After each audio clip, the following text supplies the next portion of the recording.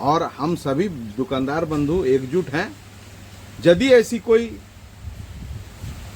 विभत्स कार्रवाई करने का प्रशासन कोशिश करेगा तो उसको उसका माकूल जवाब हम लोग देने के लिए सारी व्यवस्था हमारे पास रेडी है। जमशेदपुर की मानगो बाजार के 68 दुकानदारों के खिलाफ Jharkhand public land encroachment act यानी जेपीएलई के तहत मामला दर्ज। जमशेदपुर के मानगो हाट के 68 दुकानदारों के खिलाफ बाजार समिति पलंड सचिव अभिषेक आनंद की अनुशंसा पर मानगो के अंचल अधिकारी ने Jharkhand public land encroachment act यानी जेपीएलई के तहत मामला दायर किया गया है। अंचल अधिकारी की ओर से अब इस मामले में सभी 68 दुकानदारों को नोटिस जारी किया जाएगा।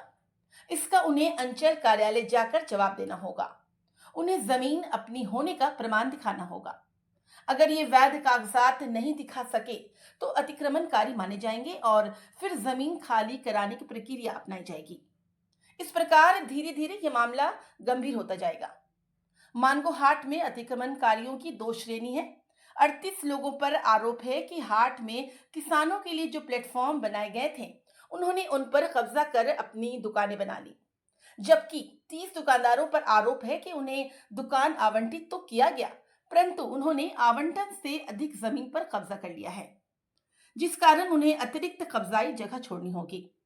नहीं छोड़ने पर पुलिस और मजिस्ट्रेट लगाकर उनके कब्जे को तोड़ा जाएगा। इस मामले का दिलचस्प पहलू यह है कि वर्तमान में कागजात वाले आवंटी 2-4 ही हैं। अधिकांश ने किसी और से दुकानें खरीदी हैं, जिस कारण उनके पास कोई वैध कागजात नहीं है। यही वजह है कि केस के दौरान ऐसे लोगों की परेशानी बढ़ेगी।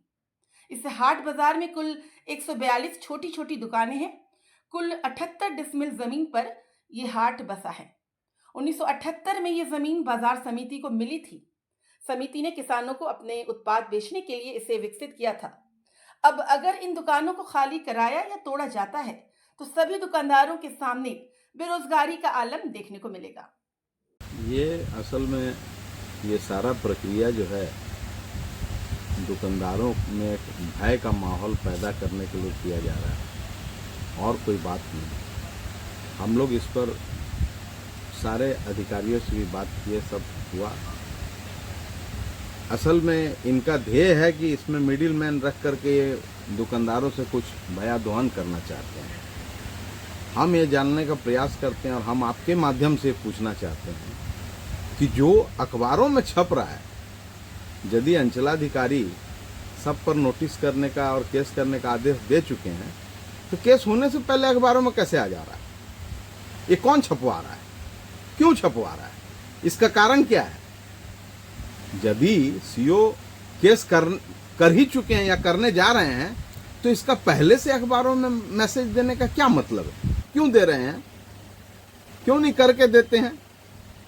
तो ये खाली जो है एक प्रकार का लोगों को डराने का प्रयास किया जा रहा है और हम सभी दुकानदार बंधु एकजुट हैं। यदि ऐसी कोई विभत्स कार्रवाई करने का प्रशासन कोशिश करेगा तो उसको उसका माकूल जवाब हम लोग देने के लिए सारी व्यवस्था हमारे पास रेडी है और हम लोग पूरे एकजुट हैं। इसमें कहीं कोई फर्क नहीं पड़ने वाला और हम लोग इस लड़ाई को अंतिम दम तक लड़ेंगे और अंतिम जगह तक पहुंचाएंगे उनको।